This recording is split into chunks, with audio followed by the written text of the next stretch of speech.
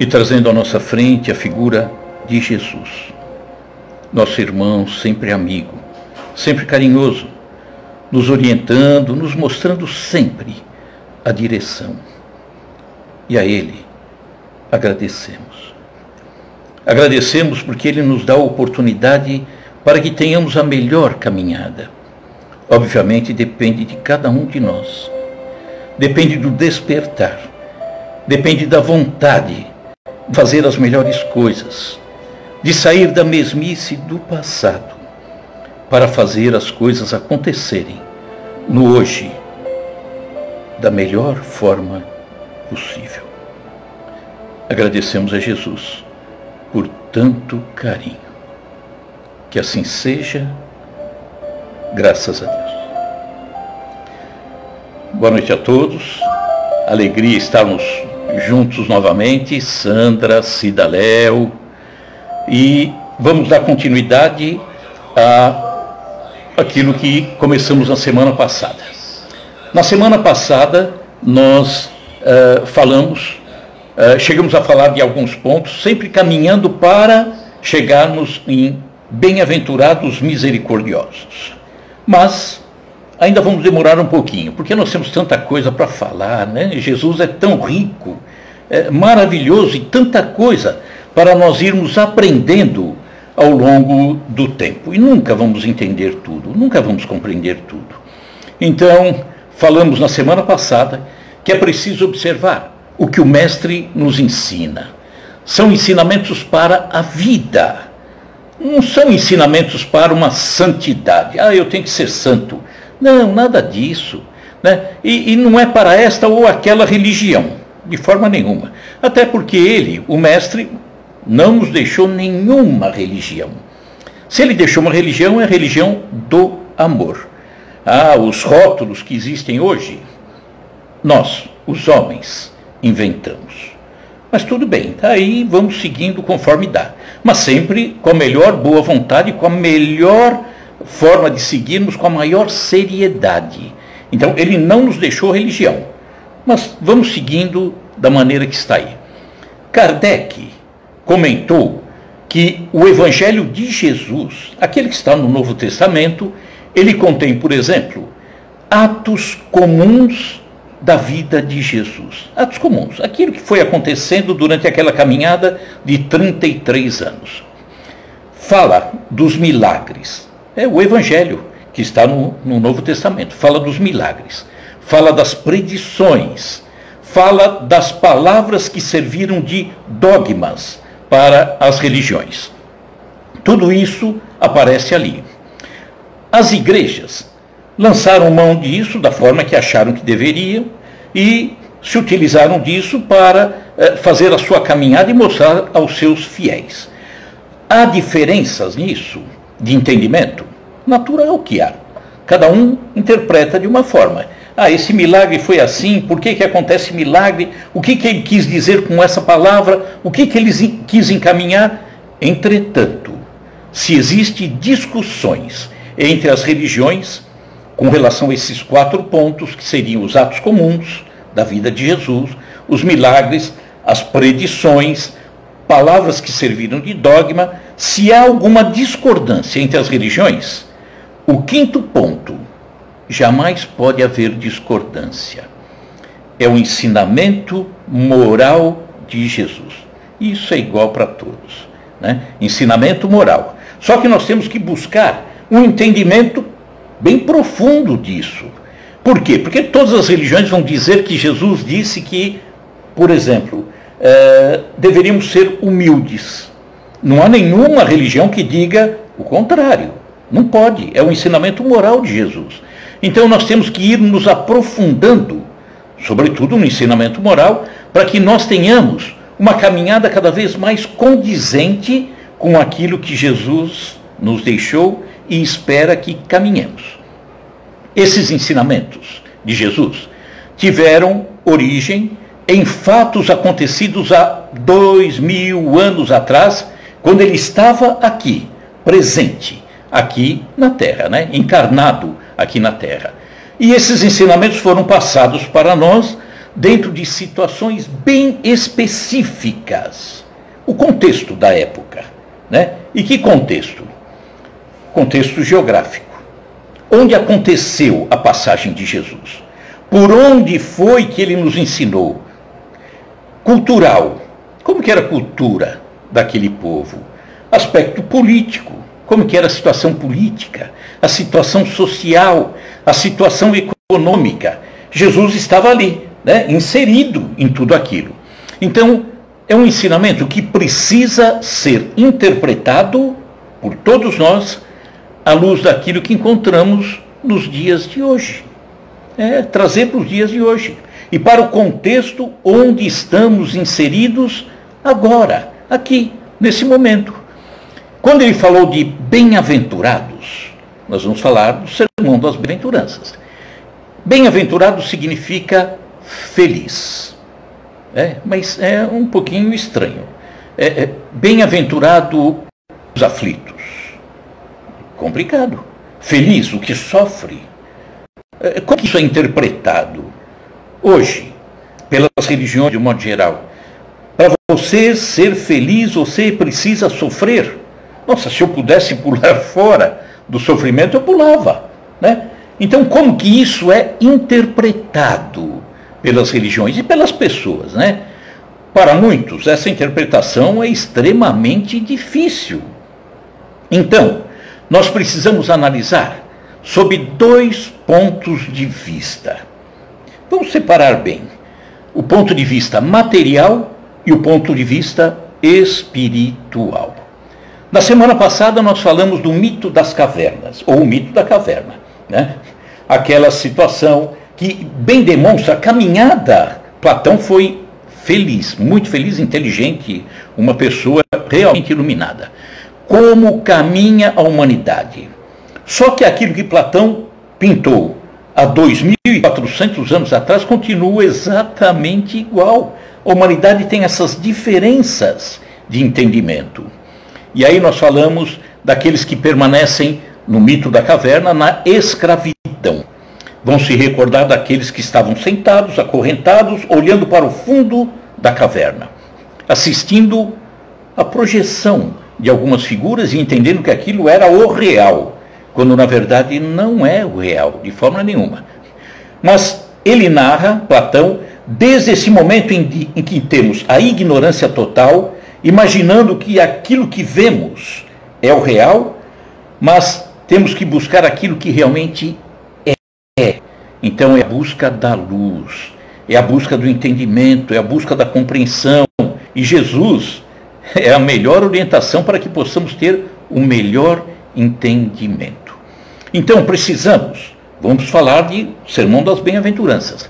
Nós temos que pensar bem naquilo que é real e naquilo que não é real, é ilusório, né? Nunca também se generalizar as coisas. Às vezes as pessoas tendem a generalizar. O que é da matéria, o mundo material, tudo é ilusão. Não é assim. Por quê? Porque nós precisamos das coisas da matéria também. Eu preciso, obviamente, da casa que me abriga, eu preciso da vestimenta, preciso do alimento. Então, é da matéria, é ilusão? Não é não. O problema é sabermos dar o valor devido, a importância devida. E também, o que é do espírito é sempre real? Também não. Nós temos que saber fazer a separação, o discernimento. Então, quando nós falamos disso, matéria e espírito, ilusão e real, nós estamos falando da questão do apego, de estar ali, apegado às coisas. Mas é questão do fanatismo, tanto do ponto de vista material, como também do ponto de vista espiritual. Às vezes, nós somos fanáticos com relação às coisas da matéria. Eu vivo em função das coisas da matéria. Para mim, o mundo é o que me interessa, esse mundo material. E quando, para outros, não, só a parte do espírito é real e largo a parte material de lado. Também não é bem isso, não, né? Nós temos que dar o valor devido. Por isso que Jesus disse que não se deve servir a Deus e a Mamon. Por quê? Porque ou você vai valorizar um e esquecer o outro, ou esquecer, ou valorizar o outro e esquecer um. Nós temos que aprender a dar o valor real às coisas. Mas sempre com o entendimento que as coisas do Espírito, elas são as mais importantes, porque elas são eternas, vão ser para frente. Nós vamos dar um exemplo, alguns exemplos, aliás, para entendermos bem. Está contido em Lucas, Evangelho de Lucas, capítulo 16, versículo 13. E ali ele disse: nenhum servo pode servir a dois senhores, que acabamos de falar, é dar a mesma importância, porque senão você abandona um e fica com o outro, e não seria o correto. Os dois são necessários, mas na medida correta. Eu tenho que amar a Deus, mas tenho que entender que as coisas da matéria também têm a sua importância, né? É questão de sabermos qual é esse valor. Outro ponto, Mateus capítulo 4, versículo 4, também. Ele diz assim: mas Jesus lhe respondeu, está escrito, nem só de pão viverá o homem, mas de toda palavra que sai da boca de Deus. Nem só de pão viverá o homem. Quando ele diz nem só, é porque o homem vive do pão, ou não? Então, também do pão material. Mas precisamos buscar o pão espiritual. Mas sem o pão material, vamos perecer, ou seja, sem o alimento, perecemos.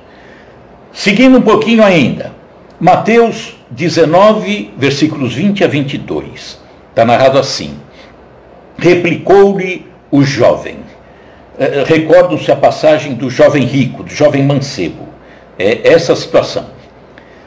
Jesus diz que para alcançar o reino dos céus era preciso que ele seguisse os mandamentos. E o jovem diz: a tudo isso eu tenho obedecido. O que ainda me falta? Ele diz que seguia os mandamentos. Jesus disse a ele: se queres ser perfeito, se você quer ser perfeito, vai, vende os teus bens, dá o dinheiro aos pobres e terás um tesouro no céu. Óbvio que o jovem pulou fora. Imagina que eu vou vender tudo. O que é isso? A gente não sabe de onde ele conseguiu aquela fortuna, talvez um trabalho árduo. Mas se a gente parar e analisar, ele diz: se queres ser perfeito, vai, vende os teus bens e dá o dinheiro aos pobres.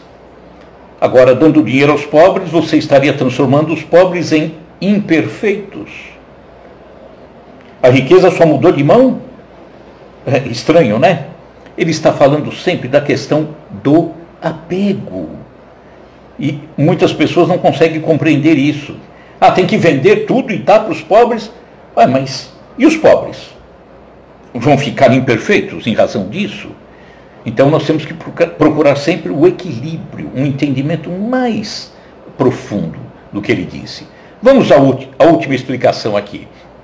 Lucas, capítulo 16, versículo 9, diz assim: portanto, eu vos recomendo, usai as riquezas deste mundo ímpio, para ajudar ao próximo. Ele está dizendo, não é para jogar fora o que você tem, é usar para auxiliar o próximo, ou dar uma boa aplicação. Viram como as coisas fazem sentido? Só não podemos levar ao pé da letra. Então, nós vamos falar sobre o Sermão das Bem-aventuranças. Vamos ver como aconteceu o Sermão das Bem-aventuranças, o Sermão do Monte, né? Ou Sermão da Montanha, como tanta gente chama, tá? Que é tudo a mesma coisa. Vamos aqui só ver o arquivo. Vamos lá. Nós entendemos, né, que bem-aventurado, pelo entendimento da grande maioria, é ser feliz. Mas não entende bem o que é ser feliz. Então a grande maioria não vai conseguir entender. Por quê? Vamos recordar algumas bem-aventuranças. E aí a gente vai falar como ser feliz aos olhos do mundo. Como ser feliz com esses ensinamentos de Jesus? Não dá, não dá. Jesus diz: bem-aventurados os pobres de espírito, porque deles é o reino dos céus. Ou, feliz os pobres de espírito. Ou, os humildes, porque é deles o reino dos céus. Como que a gente vai dizer, então, se eu for bem humilde aqui, mas eu vou ser pisado pelos outros? O mundo está cheio de orgulhosos. Nós temos que entender isso aí. Outra bem-aventurança. Bem-aventurados que choram, porque eles serão consolados. Feliz aquele que chora? Tem que ter uma explicação. E o mundo sabe explicar? A grande maioria sabe explicar? Como feliz aquele que chora? Porque vai ser consolado? Melhor é não chorar. Bem-aventurados mansos, porque herdarão a terra. Como entender isso? Bem-aventurado manso vai ser pisado pelos outros. Para quê? Para herdar a terra?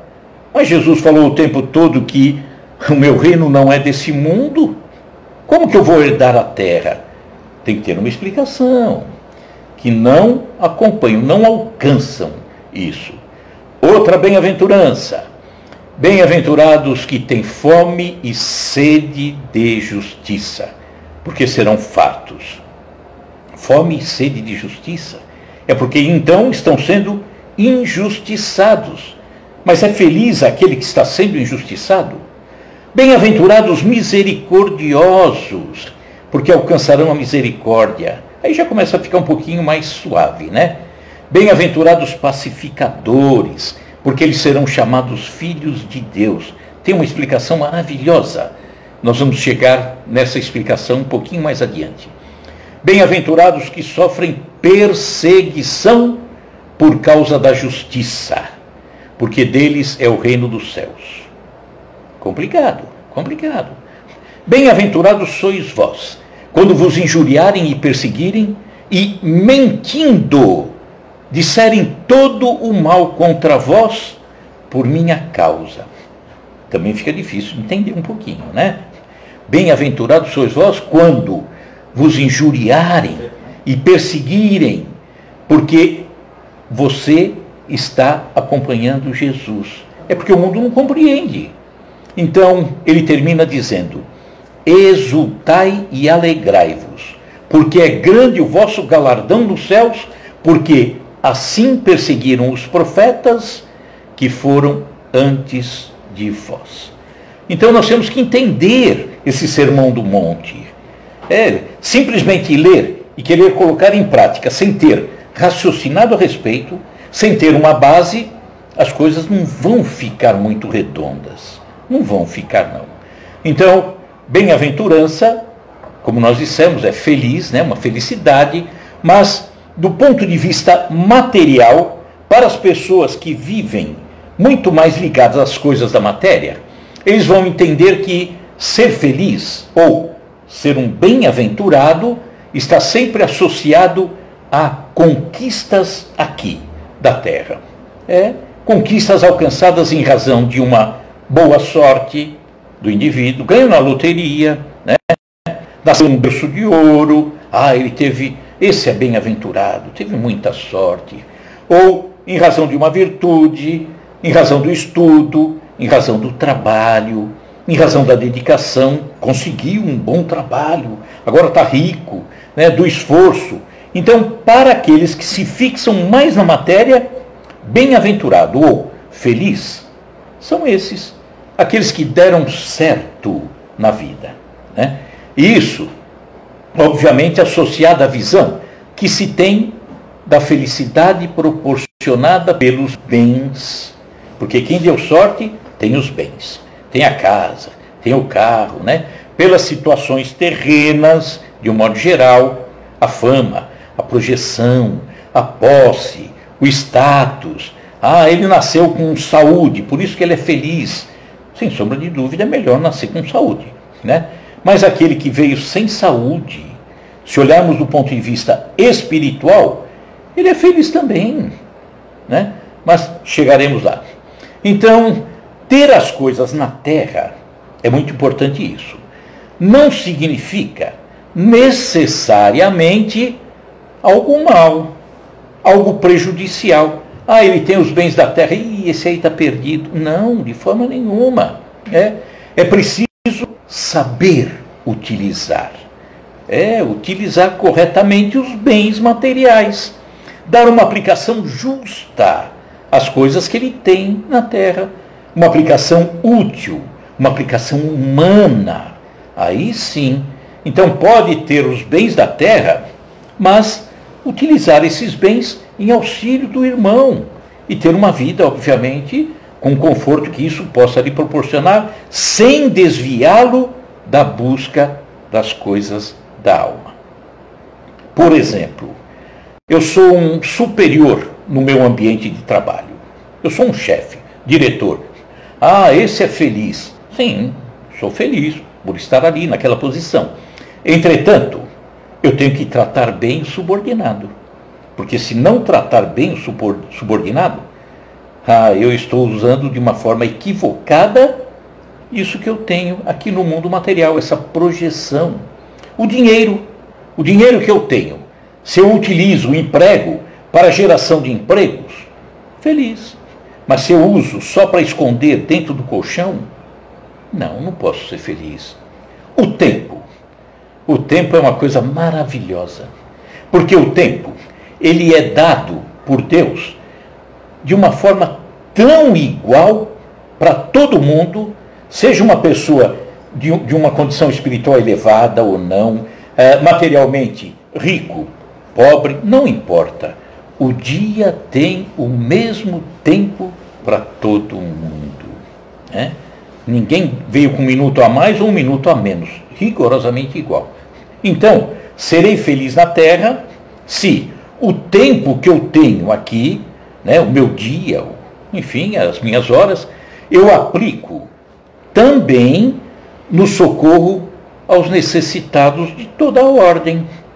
Então são as coisas da matéria que nós vemos que pode não ser prejudicial se eu der uma boa aplicação, mas posso me perder se eu utilizar as coisas da matéria apenas para satisfazer aquilo que eu acho que eu preciso buscar. Aí é uma questão de orgulho, de vaidade, de egoísmo, aí eu me perco.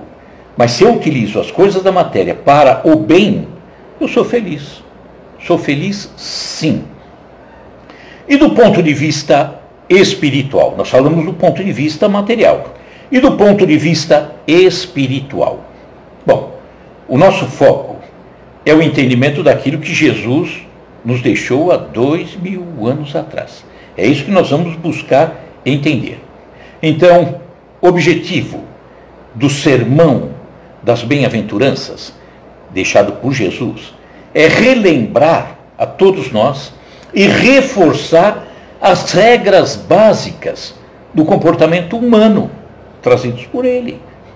O ensinamento que está contido no Sermão da Montanha, Sermão das Bem-aventuranças, é tudo aquilo que ele explicou durante toda a sua caminhada. Vai falar da humildade, do amor, da misericórdia, da pureza do coração, tudo. Então o sermão é relembrar e reforçar tudo o que ele nos ensinou. E ele é tão rico, o Sermão das Bem-aventuranças, que Gandhi, disse que se tudo tivesse perdido ao longo do tempo, todos os ensinamentos religiosos ou ensinamentos de Jesus tivessem se perdido ao longo do tempo, mas tivesse sobrado o Sermão das Bem-aventuranças, a mensagem estava aí para nós. Nós tínhamos receita para a verdadeira felicidade do espírito. Vamos lembrar também que o livro do Sermão da Montanha, ou das Bem-aventuranças, é nos auxiliar na preparação dos nossos pensamentos. Se eu tenho o Sermão da Montanha no meu coração, tenho ele como norma de ação para a minha vida, os meus pensamentos estarão sendo moldados por tudo aquilo que Jesus me deixou. Significa que eu estarei deixando de lado o egoísmo, a vaidade, a prepotência, o orgulho. Meus pensamentos seriam os melhores. E por consequência, na minha modificação interior, sempre para melhor. Permitir, portanto, que instalemos o reino de Deus, o reino dos céus, no nosso coração. Só que quem analisa o Sermão da Montanha, das Bem-aventuranças, conforme está narrado no Evangelho, né? Bem-aventurado que sofre, bem-aventurado que sofre perseguição, aquele que padece as aflições, vai parecer que o ensinamento de Jesus é uma contradição. Como feliz se sofre? Parece uma contradição. Será que Jesus, né? Será que ele se enganou? Parece que elas se reportam às bem-aventuranças, mas a uma má sorte e não algo que possa trazer alguma felicidade. É estranho. Se analisar da maneira que está relatado, isso aí é má sorte da pessoa, coitado, né? Passar por isso tudo. Então, bem-aventurado é aquele que sofre? Bem-aventurado que tem fome? Opa, eu não quero ter fome, não. Aquele que tem sede de justiça, que é pobre, que sofre perseguição. Então, bem-aventurança, ou o sermão da bem-aventurança, nos sugere mais uma punição do que uma oportunidade de crescimento. Concordam comigo? Parece mais uma punição do que Jesus nos dando as diretrizes para crescermos. Então, tem que haver uma explicação para isso. Tem que haver. Lógico que há. E que nos coloque na rota daquilo que Jesus nos deixou. Então, vamos para alguns dados históricos. Aconteceu esse sermão da bem-aventurança. Aconteceu há 2000 anos atrás, quando Jesus estava aqui conosco, na região da Galileia. Galileia linda, a região da Galileia. Na fase inicial da caminhada de Jesus. O local onde aconteceu era um monte próximo à cidade de Cafarnaum, onde Jesus passou a residir, na casa de Pedro. Especula-se que tenha sido num monte conhecido como Monte Curum Ratim, de onde se tem uma visão espetacular do Mar da Galileia. Então, vamos começar a pensar um pouquinho no que aconteceu há 2000 anos atrás. Vamos nos colocar lá, nesse cenário, como se estivéssemos voltando 2000 anos e presenciando Jesus falando o sermão. Vamos lá. Jesus era judeu. Nasceu judeu, viveu judeu, e os evangelhos. Os evangelhos que estão aí na Bíblia, né, no Novo Testamento, eles foram escritos, parte em hebraico e talvez parte já no próprio grego. Mas só tivemos contato nas versões já para o grego. Vamos pensar. Jesus nasceu, viveu e morreu judeu. Muitos dizem, não, Jesus era cristão. Não, nem tinha esse termo cristão. Jesus era judeu, até o momento em que foi morto. Jesus, portanto, falava para os judeus. Não falava para os cristãos, nem existiam os cristãos.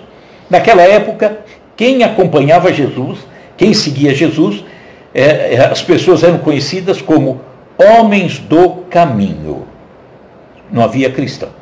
Então não se falava nesse termo. Esse termo, na verdade, surge ainda no primeiro século. Jesus já havia sido morto, e esse termo foi sugerido, cristão, por Lucas, um dos evangelistas, lá na cidade de Antioquia, na Ásia Menor. E aí ele sugere, nós estamos seguindo Jesus, o Cristo, por que a gente não se chama cristão? E aí pegou, começaram a chamar cristão e a coisa colou. Então, Jesus estava inserido num contexto, no mesmo contexto que todos os judeus estavam. Ele estava lá, vivendo no meio dos judeus. Jesus falava hebraico, não escreveu nada, mas falava o hebraico, embora a sua mensagem tenha sido passada em hebraico, ele falou em hebraico para os judeus, né? Hoje existem só, como eu disse, as versões para o grego. O nosso querido professor Severino Celestino da Silva, grande estudioso, esclarece que apenas o Evangelho de Marcos, um dos 4, Marcos, teria sido escrito diretamente em grego. Mateus, Marcos, Lucas e João. Apenas Marcos teria sido escrito em grego. Então, e provavelmente auxiliado por alguém que dominava esse idioma, dominava o grego. A escrita inicial dos outros 3 teria sido feita em hebraico, que era a língua de Jesus, mas teria se perdido. Teve-se acesso, portanto, apenas às versões feitas para o grego. Vamos pensar então uma coisa. Nós estamos lá, há 2000 anos atrás. Faz de conta que somos judeus, estamos acompanhando Jesus. Então, tanto quem poderia ter auxiliado Marcos a fazer a versão para o grego, como os que fizeram a versão do hebraico para o grego, os outros 3 pensavam como gregos e não como judeus. Não é fato? Ué, se hoje só tem aquilo que foi levado para o grego, as pessoas que levaram para o grego dominavam o idioma grego e pensavam como grego, não como judeus. Os discípulos, os evangelistas, falando agora especificamente dos 4, que na verdade foram os que escreveram os evangelhos, esses 4 judeus, tinham seus costumes, seus hábitos, suas tradições dentro da vivência dos judeus e não dos gregos. Em resumo, Jesus falava hebraico, pensava e agia como judeu, nada tinha com relação ao idioma e costumes gregos, Jesus não tinha nada a ver com isso. E hoje, nós queremos interpretar tudo em minúcias, linha a linha do que está nas Escrituras, apenas que apoiados na escrita grega. E mesmo assim, ainda traduzida do grego para os vários idiomas, no nosso caso, o português, Então, escrita em grego, não carregou a cultura, os hábitos e as tradições dos judeus. Vamos fazer aqui uma comparação, só para a gente ver o que pode acontecer quando a gente quer ir ao pé da letra e não fazer os ajustes corretos de acordo com a cultura, a gente não tentar entender a cultura, os hábitos daquele local. Vamos lá. Eu quero escrever a respeito do comportamento das torcidas de futebol dentro de um estádio de futebol no Brasil. Eu quero escrever a respeito do comportamento da torcida. E aí eu vou levar em conta o que eu vejo. Sou brasileiro, entro num estádio brasileiro e vou levar em conta o que eu vejo num jogo pacífico, bem pacífico, com a presença de 2 torcidas no campo. Os times, Corinthians e Palmeiras, bem pacífico, 2 torcidas bem serenas, bem amigáveis, e aí eu vou levar em conta o que eu vejo nesse pacífico jogo de futebol, e escrevo. Só que um suíço, ao ler o que eu escrevi, o que é que ele vai achar dessa narrativa? Meu Deus, é meio difícil, ele não vai compreender nada. Ele vai achar que todo mundo está se matando realmente, que o ódio espalhou por todo o país. Ele não vai conseguir compreender porque ele não tem a vivência no nosso país. Não conhece a cultura, o comportamento. Então, é o que aconteceu com relação às Escrituras. Lá, tudo aconteceu na Palestina. E aí nós queremos que uma tradução para o grego, que depois ainda foi levada para os outros idiomas, para o latim, para depois os outros idiomas, a gente acompanhe tudo ao pé da letra. Não, nós temos que fazer a cabeça funcionar. Tentar entender o sentido, Não ficar na frieza da letra, mas ir buscar o espírito que vivifica. Qual era a intenção de Jesus ao dizer aquilo? A gente consegue entender. sem sombra de dúvidas. É o caso, por exemplo, da parábola do bom samaritano. Foi narrada por Jesus, dentro da cultura, da tradição, daquilo que acontecia. Parábola do bom samaritano, recordando para quem não lembra, diz que um homem descia de Jerusalém a Jericó quando ele foi assaltado. Bateram nele, ele ficou quase que morto, descia de Jerusalém a Jericó. Aí passa um sacerdote, olha para ele, dirige a ele uma prece, mas segue direto porque tinha compromisso no templo. Um levita, que também está ligado ao templo, mesma coisa, passa por aquele homem, dá um olhar de dor, mas segue para o templo. E aí vem o samaritano.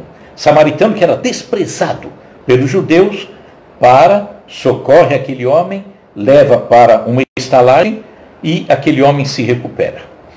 Então, aí Jesus pergunta, qual desses é que foi o próximo daquele que foi agredido? Não foi nem um sacerdote, nem um levita, foi exatamente aquele que todo mundo desprezava, o samaritano. Mas o objetivo é, um homem descia de Jerusalém a Jericó. Dentro da visão do judeu, o descer significa afastar-se de Deus. É dentro da cultura deles, né? Tanto que hoje, vamos ver, há 2000 anos atrás, Jesus ia fazer o sermão das bem-aventuranças. Por que ele não fez na beira do lago? Ele subiu o Monte Curumhatim. É como ir ao encontro de Deus. O grego, será que ele entendia isso? Não entendia.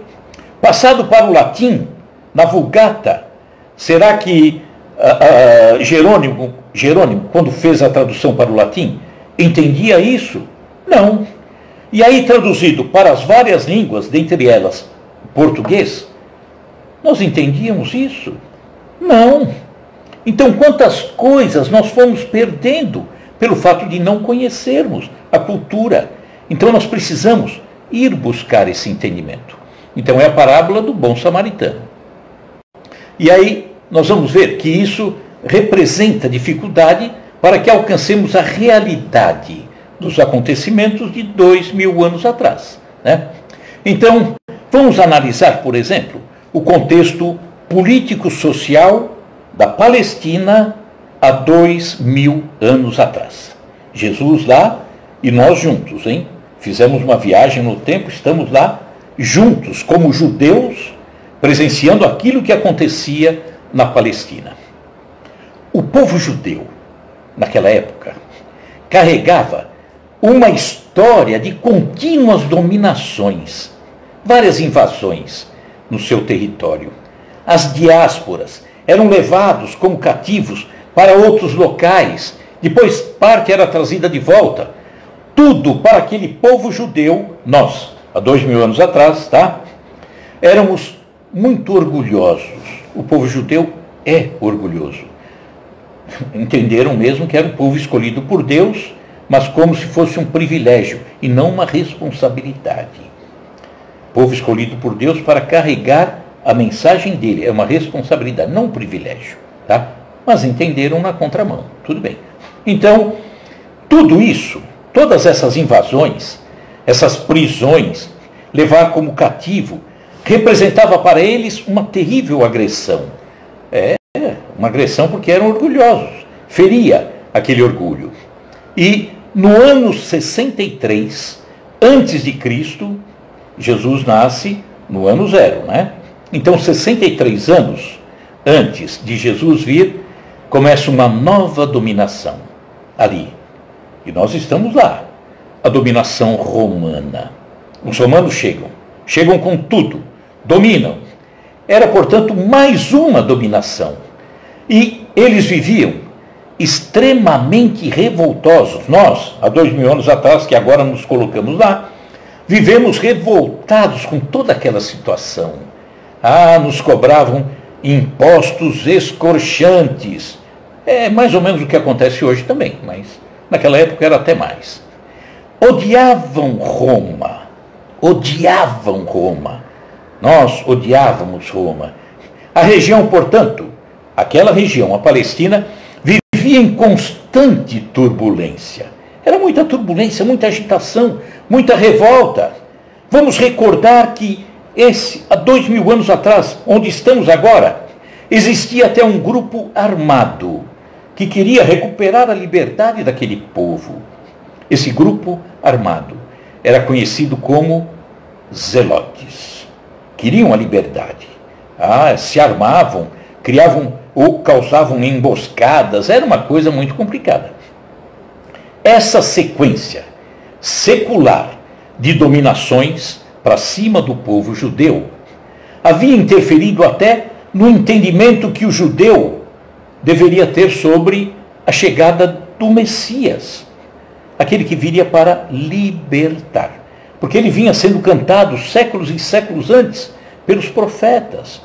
Só que, em razão das sucessivas interferências, invasões no seu território, eles começaram a ter um entendimento distorcido com relação ao Messias.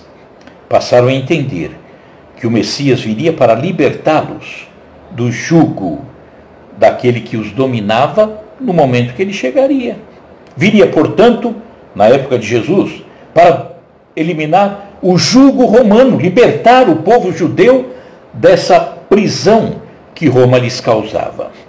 Então, teria sido, dentro desse contexto, nós voltamos 2000 anos atrás, né? Quem teve a condição de imaginar tudo isso? Então, dentro desse contexto turbulento, complicado, cheio de revoltas, impostos pesados, uma opressão tão complicada, foi dentro desse contexto que Jesus narrou o Sermão das Bem-aventuranças. Dá para imaginar? Jesus falar em feliz aquele que sofre, no meio dessa turbulência toda, eles padecendo tantas coisas. Jesus procurava, na verdade, exortar aquele povo a uma confiança no futuro, né? Uma verdadeira libertação no futuro, que eles não entendiam. Jesus se reportava à vida futura, tanto que o tempo todo ele falou: meu reino não é desse mundo. Então Jesus precisava falar com o povo judeu, nós, há 2000 anos atrás, padecendo tudo isso que nós falamos, toda essa opressão. Jesus vinha para nos falar de buscar a felicidade para uma vida futura. Encorajar a todos nós, há 2000 anos atrás, aqueles que ouviam, a perseverarem nos ensinamentos que ele traria. Complicada. A missão de Jesus não foi fácil, não. Assim, o reino da vitória chegaria. Em algum momento, né, chegaria, mas como consequência dessa compreensão. E quando tivéssemos essa compreensão da vida futura, até no campo material as coisas ficariam mais suaves. Acontece conosco hoje. Eu tenho uma dificuldade intensa. Quando eu mudo o meu foco de visão, eu tenho uma doença, por exemplo. Quando eu mudo o meu foco de visão e vejo que eu não sou daqui, que eu estou aqui, que a minha verdadeira casa é lá, a nossa, todos nós, é lá. E de repente eu começo a entender que as dificuldades pelas quais passo aqui, uma doença, por exemplo, nada mais é do que um flashzinho. E aí eu vou colocar toda a minha esperança lá do outro lado. Então até as coisas da matéria, até as dificuldades que eu encontro aqui, ficarão menores. Por isso que Jesus diz: comigo o jugo é mais suave, o fardo é mais leve, porque eu mudei meu foco de visão, estou vendo do outro lado. Por isso que ele falou: busque o reino dos céus, o resto vem por acréscimo. Busque o verdadeiro reino, o resto, a paciência, a resignação, a tolerância, virá devagarinho, mas busque o reino dos céus. Se nos fixarmos ao reino da matéria, tudo fica pesado, porque nada faz sentido, tudo é extremamente doloroso. A doença que eu tenho e que vai me levar à partida, é o fim de tudo. Então eu tenho que buscar um entendimento espiritual. Tenho que buscar isso sim. Nós temos que ter essa busca, e que nem sempre a gente consegue ter. Então, nós temos que pensar desta forma. Nós temos que ver as coisas de uma forma diferente. Em razão até do adiantado da hora, nós vamos, na semana que vem, paramos nesse ponto. Mas nós vamos voltar, para uma busca de um entendimento maior, onde nós vamos entender cada vez mais esse ensinamento de Jesus há 2000 anos, levando para uma caminhada espiritual aqui na Terra, uma forma diferente de entendermos. Tá? Combinado? Semana que vem, vamos de novo. Tá bom? Queria agradecer a presença sempre, dos amigos aí, Alceia, Maria Cecília, Áurea Federici, Paulo Serrato, Osiel, quem mais? Regina Simões, colega lá da Fraterna, de tantos anos. E vamos então, fechando os nossos olhos, semana que vem continuamos nessa caminhada aqui para entendermos o Sermão das Bem-aventuranças e depois entrarmos na parte que é extremamente importante. Bem-aventurados misericordiosos. Tudo é importante, mas misericordiosos é entender o outro, é perdoar o outro. E é tudo que a Terra precisa. Por quê? Porque está faltando tanto. Está faltando tanto.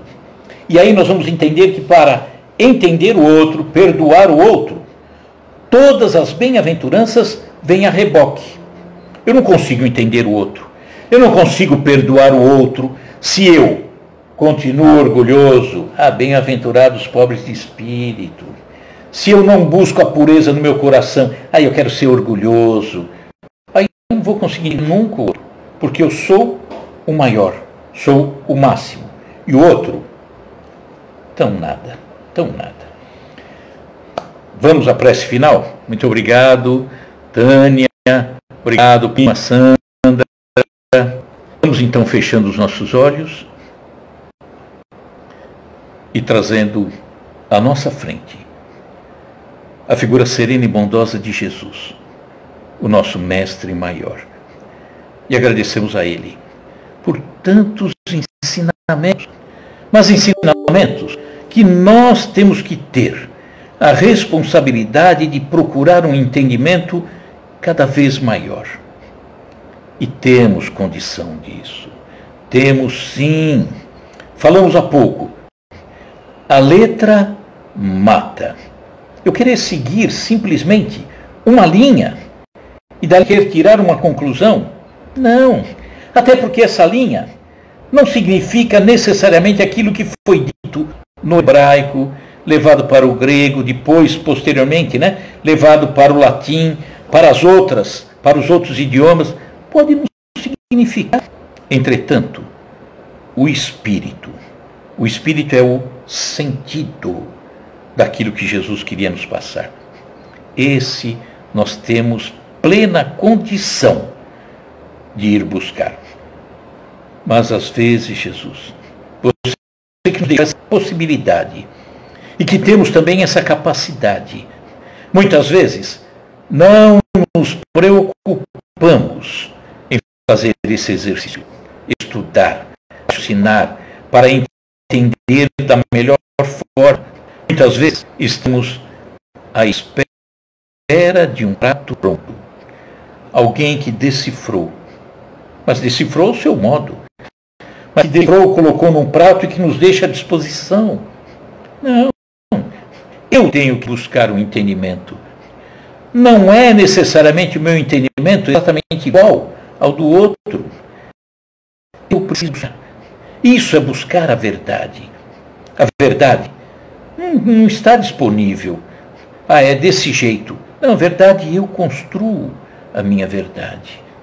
Mas para construir, eu tenho que buscar, eu tenho que ler, eu tenho que raciocinar, eu tenho que juntar os pontos.